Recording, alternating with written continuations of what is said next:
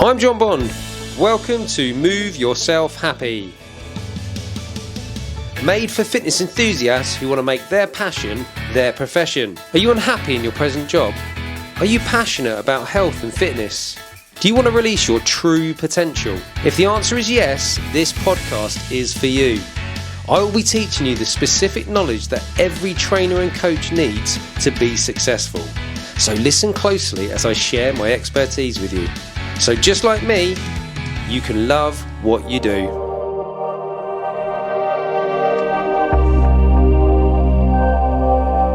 Jo, thank you for coming back on. I know we had to cut you short last time because you had to go teach, and you know, very kind of you to come back on and continue with the. I was going to call it an interview.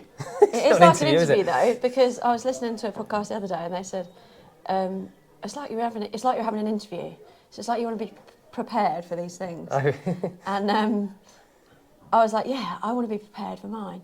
But then you just go off subject anyway. Yeah, you just go into a chat, don't you? Yeah. So when we last had you on, you were talking about your journey into the fitness industry. You were big on group exercise, all the Les Mills body training system stuff.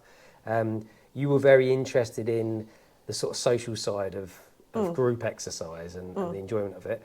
And we've talked off camera before about kind of your philosophy or belief in how exercise is great for mental health. So I kind of wanted to go there.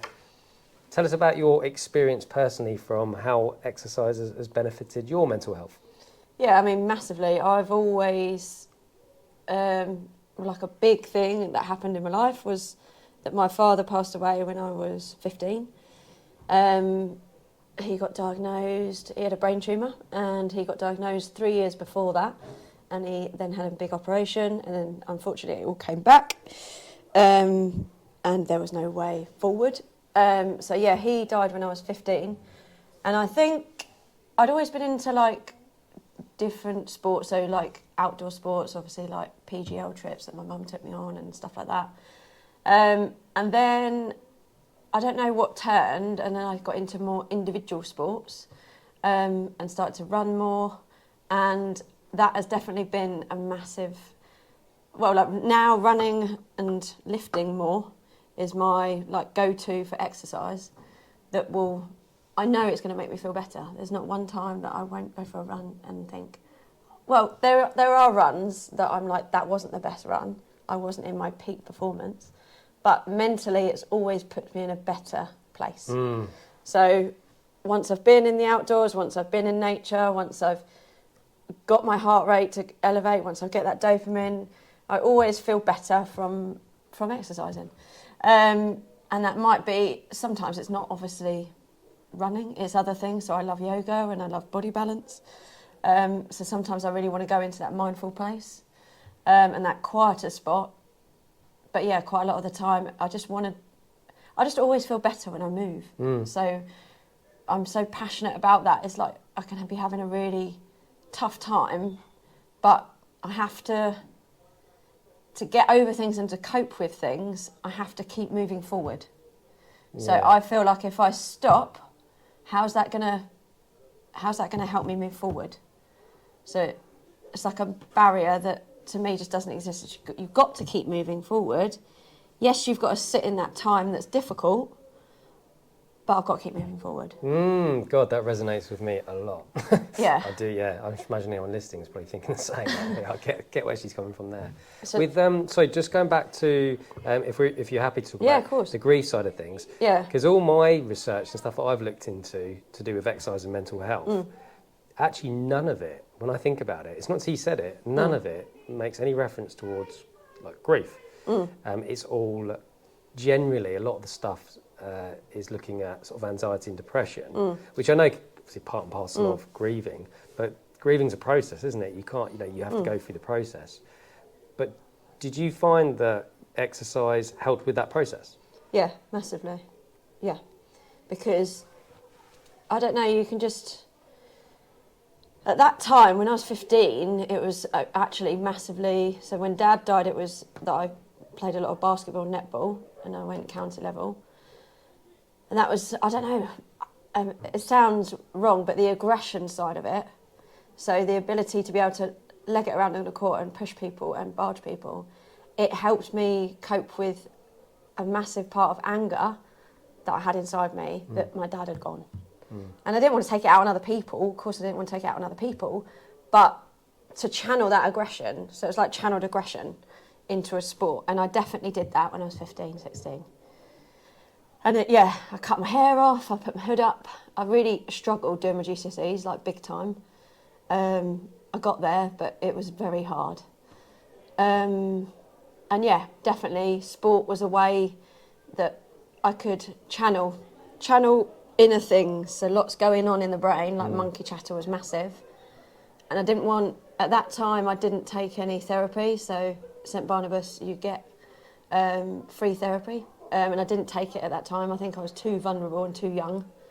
But later because unfortunately my stepdad also passed away from a brain tumour, and that was in 2020. So Mike Jack, big shout out to Mike Jack, Chris Hendy's favourite teacher. But he passed in 2020 of a brain tumour that was a different type of tumour. But where was I going with that? Because I've got distracted. That was individual sports I went into when Mike taught me to run a lot. Different methods and modes for almost dealing with grief. Yeah, it was. So when Mike passed, it was all, he taught me to run when I was 17. Oh yeah, my journey of life of years. So my dad passed when I was 15, and I sort of coped with that around 15, 16. I coped with it, I say, as much as I could cope with it. You never cope with it, it never goes away, but you cope with it. And then Mike died when I was 38, so in 2020. And that was I don't know, to go through that massive grief again was major. Yeah, first time's major, isn't it? Second time is, Yeah, and so they just massively they were big characters in my life. Obviously, it's my father, and it was my stepfather. So those characters not being in my life affected me, but I think I tried to channel it in a way that I could come out a better person. Yeah, that's wonderful. So it didn't, what do they say it called? I can't think of the word, it begins with D. About how it puts like something on you and makes you that type of person. It like makes your future what it is. I can't think of the word. Oh. It'll come to me, Jon. Yeah, it'll come to you, don't worry. That's so interesting. So because obviously different types of exercise do have different benefits, and exercise and mental health is like multi-dimensional because you can get a boost from exercise just simply by experiencing the challenge and discomfort of it, because you'll get your natural endorphins, so that will give you some sort of euphoric feeling from that. So you can get that from doing tough run. But then you've also, like you mentioned about the more the mindfulness stuff, like doing yoga and things, which is more probably controlling your obviously breathing, but focusing on the moment, the now, and not thinking, not being up in your head so much. Yeah, I find it harder to be stiller. So like when I've done, because I do a lot of cold water like therapy as well, and I play around with sea swimming, and I find it hard to be still in a pod. I much prefer to be in the body of water because I feel like I can move and I've still got space around me. In a pod I feel closed and I don't like it. I like being in a room and being out. When it's a nice day and we're inside going... climbing the walls. Is there different feelings you experience from different types of exercise? So like, if you picture yourself now on a run on the downs, how does that make you feel? It just makes me feel alive. It just makes me feel like I can conquer things. Like, what's that famous? I'm really rubbish at like explaining things. There's so Mike taught me it about the courage and wisdom and knowing the difference between the two. So have the courage to... I should have written this down. We can put it in the notes. Yeah, we'll put it in the notes because it's a really good... But knowing the difference between what you can control, what you can't control, and what you're going to do about and accept, and then what you're going to do about the here and now. That is a good quality to have, isn't it? Definitely. Because my understanding of like with the word courage or bravery, it's not being fearless. It's feeling the fear and still moving forwards and still progressing. So I suppose much like with what you're doing, you're still grieving. Like you're still in pain. It's still a process you've got to go through. But I love what you said there about, but just channel it, move forwards, progress, keep moving. Oh, I took therapy. So I didn't take therapy for Dad when I was younger, but then when I was older, when Mike passed at 2020, I did have some therapy through St Barnabas, which you get offered, which 12 meetings of therapy, and it was quite interesting actually. But really interesting, and I really liked it, and I really appreciate the fact that you get some, after thought of a therapy. But I still haven't dug deep into going right back, and I still find it really difficult. And when I hear music, quite often when I'm teaching slower things, it will get me, and I'm like, I can't talk here.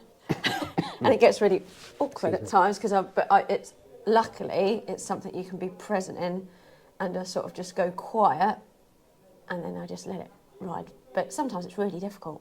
I hear a piece of music and I think, bloody hell. I'm about to have a coughing fit. Look at this. Don't worry, he's not dying, guys. He's not dying. It was distracting me because I had that tickle. Let me just.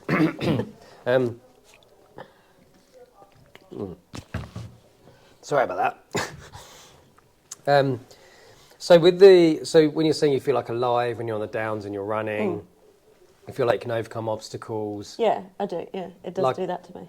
That definitely resonates with me. I know from having conversations with other people it does. I just think clearer. So if I do it, if I don't get outside to get the dog out in the morning, or if I don't go for a run, I really struggle to sit first. But if I do something first and active, I can then sit and be quiet and channel things. Yeah. Or focus in work I have to do, or a post I have to do, or something I've got to learn, something I've got to mark, all these different things. But I can't get up and do it. I'd have to move first in some way. Swim, water, walk, run, strength. Yeah. Not so much the strength early mornings. I'd rather do that later. Do you find? Yeah. I know what you mean. Yeah, you feel like things take a bit longer. I can't run in longer the to evenings warm up either. and stuff. I literally can't run in the evenings. No, I'm nodding off. But do you with the? So I'm picturing you running on the. I say picturing you. I've seen you. Yeah. I've bumped into you, but I've seen you on the downs running, and when you're up there, you can look over. You can see the sea, can't you? And you can see Findon Valley, and you can see Worthing and Durrington, etc. Do you think some of it, as well, is it's kind of putting things into perspective a little bit? Oh, massively. And obviously, God, not to minimise grief, because that's a different animal. That's sort of that's just a lot of the stress and things that might make us worry and get depressed can, when we rationalise them, seem trivial. I don't put that in that category, by the way. That's something completely different. But like work things can sometimes be a bit trivial when we start breaking them down and rationalising them. And then when you're up on the downs and you're looking over and you're going, okay, putting things in perspective. Yeah, definitely. I'm quite. My world's quite small, really. Look at this. Yeah. Look at everything around me. Yeah, definitely. And the I nature. quite often think about being a drone, because obviously drones are used. Like being a fly on the wall, but then you're this. And then all these people must look so little when you look down when you're higher. Yeah. And you're like, ugh, look at these little things. What are they? Yeah. Well, have you seen those videos where they zoom out of Earth? So they zoom out of a person till it's in the town, then it's the city, then it's the county, then it's the country, and then it's in space, and then you're in the solar system, the galaxy, and then you're like, wow, yeah, we really are insignificant, aren't we? It's just a way of giving you that sort of perspective. So with that kind of, you're on the downs, do you think nature plays a part in this as well? Massively, yeah. It's looking at the... Because I always horse rode as well, from the age of about 12. So I used to event, so I used to do... so eventing is dressage, cross country and show jumping. So I think that was a big way of... I don't know, if you learn to look after animals when you're younger, which I did from when I was younger with rabbits and guinea pigs and etc., then obviously when I got bored of swimming when I was 12, and I said to Mum, I want to start riding. So I started riding a horse. It's all right, it's still going. And then my mum came back into riding a horse, which was really nice. She used to have one back in the day. And then when I started to ride, and then she got then we loaned a horse, then we bought a horse. So it brought my mum back into horse riding, which was cool. And I think the openness is similar to running. It's the freedom. Like, I like open fields, and I don't like small tracks or roads because I feel like almost a hamster in the cage. Yep. So treadmills, honestly, I don't know. I won't hardly go. If I have to go on a treadmill, I will, to do like a fitness test or something. But I'm very much I'll get it outside. Yeah, more of a free spirit, want to be out there. Yeah. No, I get that. I can't. Definitely. I wouldn't feel the same if I ran on a treadmill and if I did a run outside, no way. No, no, they don't compare, do they? You're right, treadmill sometimes needs mast, whatever, it serves a purpose. Yeah, it serves a purpose. You know, but actually, you genuinely want to always choose the outdoors over. So nature massively, and open space. When I'm on a horse, it's just like that power. I love the power of a horse underneath me, so I used to love that. It's like strong animal, sometimes too strong. I think sometimes with that as well, because, obviously when you stroke animals, you get oxytocin. So I suppose having that contact with the animal and the trust, there's going to be oxytocin there as well, which you wouldn't necessarily get if you're just going for a run on your own. No. You might get it if you go for a run with a friend and you bond, you have some good conversation, and but you're bonding with the animals, so I reckon you're going to get the oxytocin. But also, like, that's a skill. So as you're feeling yourself getting better at the riding of the horse and the control of it, I imagine you're probably getting serotonin as well from just feeling like you're better, like self-efficacy sort of stuff. Ticks a lot of boxes, doesn't it, riding a horse? It does. I need to learn. Yeah, you need to learn. I'll teach you how to. I did last one on a horse. We did. Me and Samantha went for what do they call it when you go for a hack. Hack. There we go. I don't even know what that word means, but they called it a hack. And these two people took us out around sort of Findon and that, and they dropped us at the pub and took the horses away for us. Just left us at the pub. Really? Yeah, it's all part of the package. That's very good. It was great. Yeah, and then we got something to eat, and it was a great little day afternoon. But must get into it some more. So that's great. So you got horse riding there as well. You mentioned about like yoga, more therapeutic stuff. Do you think there's a different type of, whether you want to call it a buzz or reward or something you get from doing that versus horse riding? Yeah, the calmness, the stillness, the calmness, and the flexibility and mobility. So alongside all the higher impact things that we do, and obviously getting a little bit older, definitely I notice how much I need to stretch more, because things get tight, like Achilles, when you get up in the morning and your Achilles are tight. Do you get that or not? Not my Achilles, no, but pretty much everything else. My calves and my glutes and my hammies. Yeah, it's really good for you. Yeah, it's that calmness, that sort of relaxed, chilledness. But the calmness, the stillness, and just being stiller and being present in that space, I find challenging. But in my last 5 years, I've definitely, I don't know if it's age that's gone into that, but I've been 42 today, by the way. Oh yeah, happy birthday. But I've definitely gone into, I don't know, allowing myself to be present in that moment. But I do find it challenging. But I love it. When I can go there, I love it. And I'd go there more if I had more time in the day. I would definitely go there. That's where a PT for that would be, because a lot of personal trainers have personal trainers or they've had personal training. I would love to go to yoga. Yeah. Because I've got so much more to learn about being still. And they force you to do that, don't they? Yeah. And if I've got that time on the mat and I had that time on the mat and I knew I was going into that hour space, I want to go to, because I've been to swim at Sea Lanes in Brighton, and they've got the outside, the 50-metre pool now, which is lovely, amazing, Southdown Leisure, shout out. And they've got a sauna there made now, and so you can have a swim and a steam, a swim and a sauna, and the sauna's amazing because you can sit out and see Brighton and you're right there. And then you can dip, which I've done as well, so you go in the hot, go in the cold, go back in the hot. And it's massive temperature change. Yeah, but blood vessel dilation. Yeah, there is a lot going on there. But the difference between the hot and the cold is amazing.